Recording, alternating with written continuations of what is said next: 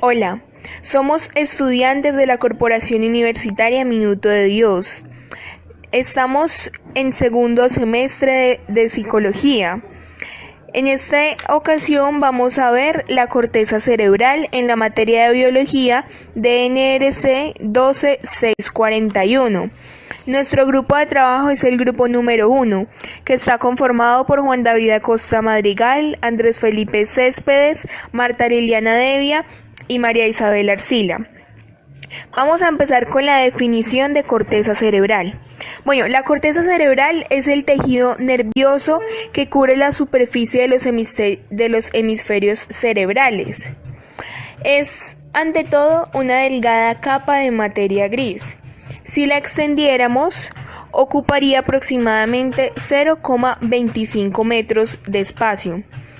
Incluye 10.000 millones de neuronas y cerca de 50 trillones de transmisión de impulsos nerviosos, que lo definimos como sinapsis.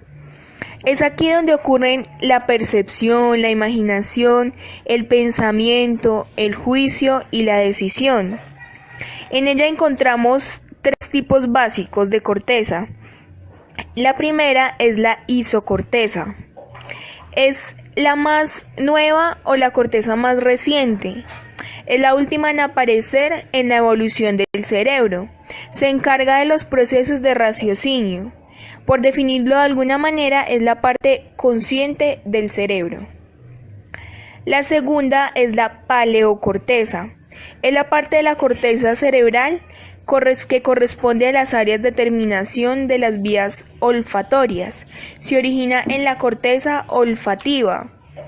La arquicorteza forma parte del sistema límbico. Recibe ese nombre de arquicorteza por considerarse evolutivamente la parte más antigua de la corteza cerebral. Su función está ligada a los aspectos primitivos del hombre, como lo son la memoria y las emociones. También da respuestas automáticas y mecánicas fisiológicas responsables de la supervivencia. Continuamos con los lóbulos del cerebro y sus funciones. El cerebro humano puede dividirse en dos partes más o menos simétricas denominadas hemisferios. Cada hemisferio puede dividirse en 4 lóbulos diferentes. Lóbulo occipital.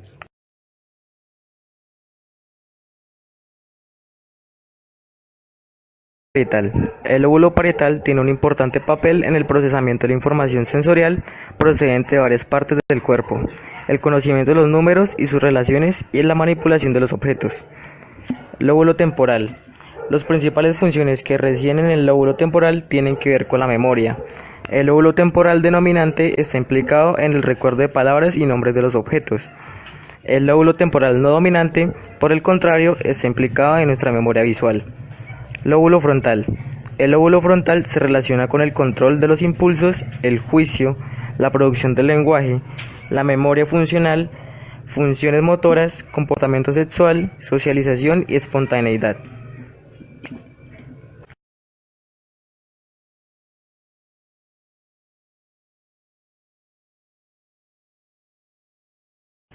Capas de la corteza cerebral.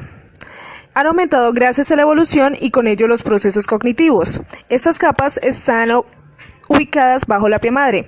La primera de ellas es la capa molecular o también llamada capa plexiforme. Es la más superficial y la última en formarse. Está compuesta por una red de fibras nerviosas, sus dendritas de células piramidales y fusiformes. También está compuesto por axones de células estrelladas y de Martinotti. Las fibras nerviosas son fibras aferentes que se originan en el tálamo, de asociación, y comisurables. Las comisurables son fibras que pasan de un hemisferio a otro, y por lo tanto se crea más cantidad de sinapsis.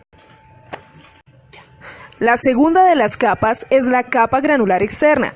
Está compuesta por células piramidales y estrelladas. Sus dendritas se cruzan en la capa anterior, la granular. Sus axones entran a capas más profundas interconectadas con otras capas.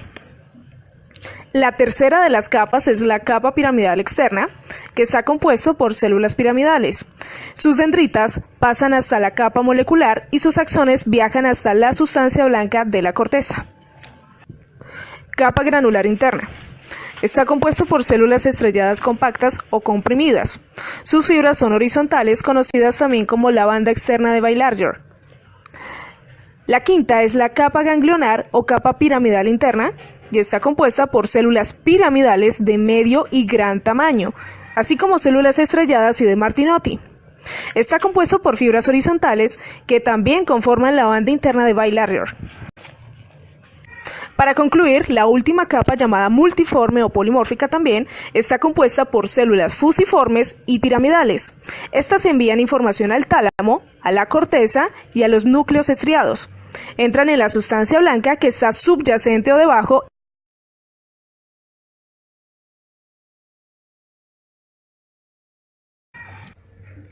A continuación hablaremos de los tipos de comunicación que existen en la corteza cerebral.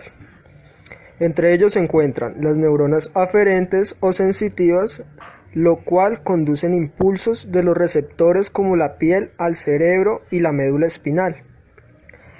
Estos impulsos son de tipo formativo, los cuales son la visión, el sonido, el tacto, el dolor, entre otras.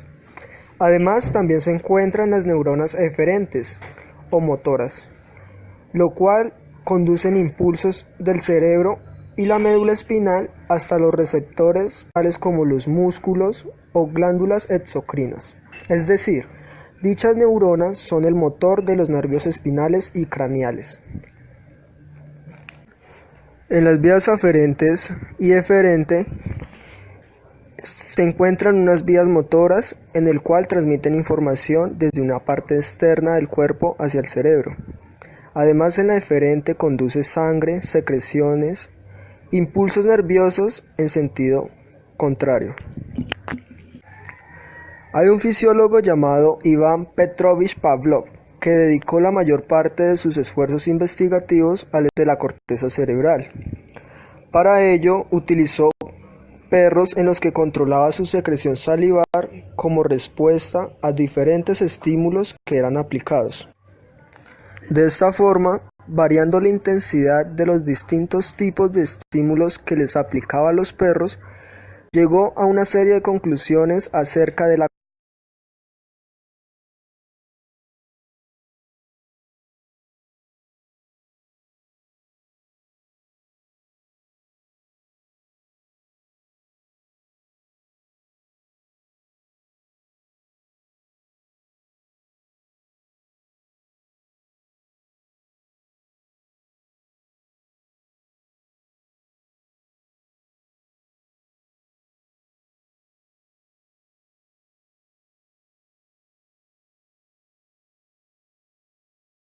denomina reflejo condicionado a un comportamiento que se produce en respuesta a un estímulo que no ocurre de manera natural y debe ser aprendido por el individuo asociado a un estímulo neutro o un estímulo fuerte. Pavlov, al notar que sus perros comenzaron a salivar en presencia del técnico que normalmente los alimentaba, en lugar de simplemente hacer saliva en presencia de comida, lo llamó como una secreción psíquica. Además, Pavlov concluyó que si un estímulo particular en el entorno del perro estaba presente cuando él recibía la comida, ese estímulo podría asociarse con la comida y causar la salivación por sí mismo. En conclusión, lo que se quiere decir sobre este fisiólogo es que fue uno de los primeros en estudiar la corteza cerebral y sus funciones. Y así concluimos con esta explicación acerca de la corteza cerebral, tanto a nivel interno como externo. Toda la información aquí relatada ha sido usada con fines académicos. Cualquier duda o inquietud puede ser resuelta consultando las fuentes bibliográficas que se encuentran anexas al final de este video. Muchas gracias.